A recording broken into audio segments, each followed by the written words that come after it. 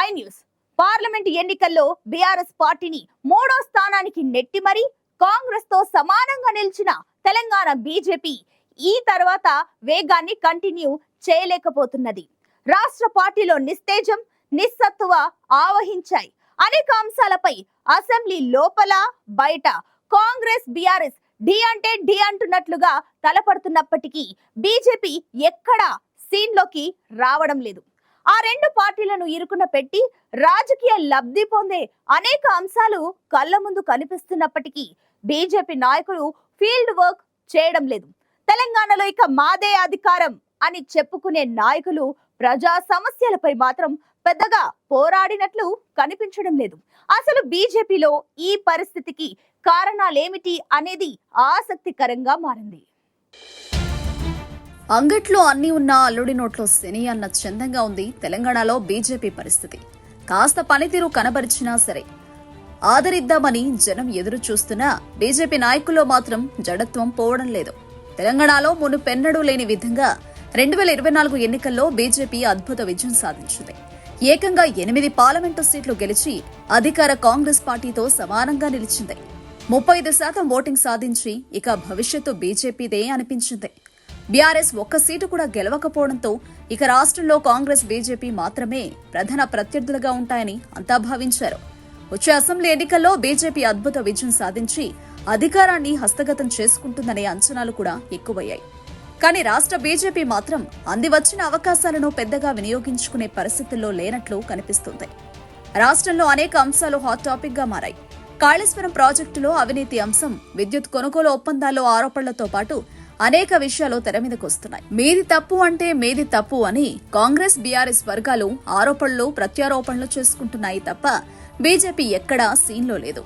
అనేక విషయాల్లో అసలు బీజేపీ స్టాండ్ ఏమిటో కూడా ఎవరికీ అర్థం కావడం లేదు. స్పందించాల్సిన అంశాలపై స్పందించాల్సినంత ఘాటుగా స్పందించడం లేదు. 10 ఏళ్ల బీఆర్ఎస్ పాలనపై కోపంతో ప్రజలు ఆ పార్టీని ఓడించారు, కాంగ్రెస్ ను ఆదరించారు. అధికారంలోకి వచ్చాక హామీలు అమలు చేయలేదనే విమర్శ కాంగ్రెస్ పై ఉంది. ఈ సమయంలో సమకాలీన అంశాలపై స్పందించి ప్రజల తరపున కొట్లాడేది బీజేపీకి భవిష్యత్తు ఉంటుంది. కానీ చాలా విషయాల్లో మౌనం దాల్చడమో, నామమాత్రపు స్పందనతో సరిపెట్టడమో మాత్రమే బీజేపీ చేస్తుంది. బీజేపీ జోరు తగ్గిన ప్రభావం చేరికలపై బాగా పడుతోంది. కేంద్రంలో నరేంద్ర మోదీ 3వ ప్రధాని అయినప్పటికీ రాష్ట్రంలో బీజేపీ గ్రాఫ్ మాత్రం పెరగడం లేదు. బీఆర్ఎస్ నుంచి 10 మంది ఎమ్మెల్యేలు, 6 ఎమ్మెల్సీలు, పలువురు కీలక నాయకులు కాంగ్రెస్ లో చేరారు. కానీ బీజేపీలో ఎవరూ చేరలేదు. బీజేపీ బలమైన శక్తి అని రాజకీయ నాయకులు భావించడం లేదు. దీనికి కారణం బీజేపీ నిస్తేజంగా ఉండడమే. ఎందుకిలా అని ఆరా తీస్తే ప్రధానంగా 6 కారణాలు కనిపిస్తున్నాయి. బీఆర్ఎస్ తో బేరసారాలు. బీఆర్ఎస్ పార్టీ బీజేపీలో విలీనమవుతుందని గత కొంతకాలంగా ప్రచారం జరుగుతోంది. సాక్షాత్ ముఖ్యమంత్రి రేవంత్ రెడ్డి స్వయంగా అసెంబ్లీలో బీజేపీ బీఆర్ఎస్ చుట్టాలైపోయారని విమర్శించారు. దీనిపై అప్పటికప్పుడు సభలోనే ఉన్న బీజేపీ గానీ బీఆర్ఎస్ గానీ స్పందించలేదు. నిజంగానే బీజేపీ బీఆర్ఎస్ మధ్య ఏదో జరుగుతుందనే టాక్ బాగా వ్యాపించింది. నిజంగా అలాంటిది ఏదైనా ఉందనే విషయంలో రాష్ట్ర బీజేపీ నాయకులకు గానీ, కేసీఆర్ కుటుంబం మినహా ఇతర బీఆర్ఎస్ నాయకులకు గానీ ఎలాంటి సమాచారం లేదు. దీంతో నాయకులు ఈ విలీన ఆరోపణలు గట్టిగా ఖండించలేకపోతున్నారు. బీఆర్ఎస్ కాంగ్రెస్ మధ్య జరుగుతున్న పంచాయతీలో తాము ఎవరి పక్షం ఉండాలో తెలియక బీజేపీ నాయకులు తికమక్కపడుతున్నారు. ప్రస్తుతానికి మౌనంగానే ఉండడం బెటర్ అని నిర్ణయించుకోవడం వల్లనే చాలా విషయాల్లో స్పందించడం లేదని తెలుస్తోంది. సంస్థాగత నిర్మాణం లేకపోవడం. అసెంబ్లీ ఎన్నికల్లో డీలా పడినా పార్లమెంట్ ఎన్నికల్లో మాత్రం బీజేపీ బాగా పుంజుకుంది. అయితే పార్లమెంటు ఎన్నికల తర్వాత బీజేపీ ఈ ట్రెండ్ను కొనసాగించలేకపోతుంది. సంస్థాగతంగా పార్టీని బలోపేతం చేయాల్సిన అంశాలపై దృష్టి పెట్టడం లేదు. శాసనసభాపక్ష నాయకుడిని ఎన్నిక కోసమే చాలా సమయం తీసుకుంది. ఇక ఏడాది కాలంగా రాష్ట్ర పార్టీ అధ్యక్ష పదవికి వారి పేర్లు వీరి పేర్లు పరిశీలిస్తున్నారే తప్ప ఫైనల్ చేయడం లేదు. కేంద్ర మంత్రి కిషన్ రెడ్డికే 2 పదవులిచ్చి నెట్టుకొస్తున్నారు. బీజేపీ ప్రభుత్వం వస్తే బీసీని ముఖ్యమంత్రి చేస్తామని ప్రకటించడమే తప్ప ఆచరణలో అడుగులు పడ్డం లేదు. కీలకమైన బీజేపీ ఎల్పీ నేత పదవి గాని, బీజేపీ రాష్ట్ర అధ్యక్ష పదవిని గాని బీసీలకు ఇవ్వలేదు. రాష్ట్ర పార్టీకి కొత్త అధ్యక్షుడిని నియమిస్తున్నామని చెప్పడమే తప్ప ఆ పని చేయలేకపోతున్నారు. దీంతో రాష్ట్ర కార్యవర్గం, జిల్లాల కార్యవర్గాలు నాయకత్వలేమితో ఉన్నాయి. సానుకూల అంశాలను వాడుకోకపోవడం. తెలంగాణ రాష్ట్రంలో బీజేపీకి అనేక సానుకూల అంశాలున్నాయి. కానీ వాటిని వినియోగించుకోవడంలో విఫలమవుతున్నారనే అభిప్రాయాలు వ్యక్తమవుతున్నాయి. అసెంబ్లీ, పార్లమెంట్ ఎన్నికల్లో ఓటమి తర్వాత బీఆర్ఎస్ డీలా పడింది. ఆ స్థానాన్ని బీజేపీ కైవసం చేసుకునే అవకాశాలు మెండుగా ఉన్నాయి. కాంగ్రెస్ ప్రభుత్వ వైఫల్యాలపై పోరాటాలు నిర్మిస్తే రాష్ట్రంలో ప్రధాన ప్రతిపక్షంగా బీజేపీ గుర్తింపు లభించేది. కానీ బీజేపీ ఆ పని సమర్థంగా చేయడం లేదు. కాంగ్రెస్ పార్టీ ఇచ్చిన హామీలు, ఆ ప్రభుత్వ లోపాలపై బీజేపీ పెద్దగా స్పందించినట్లు కనిపించడం లేదు. రాష్ట్రంలో ప్రధాన పక్షాలైన కాంగ్రెస్, బీఆర్ఎస్ నాయకత్వం అగ్రవర్ణాల చేతుల్లోనే ఉంది. నిమ్మ వర్గాలకు నాయకత్వం అప్పగించడం ద్వారా బీజేపీ తెలంగాణలో సామాజిక ఎజెండాను ముందుకు తీసుకువచ్చే ప్రయత్నం చేయవచ్చు.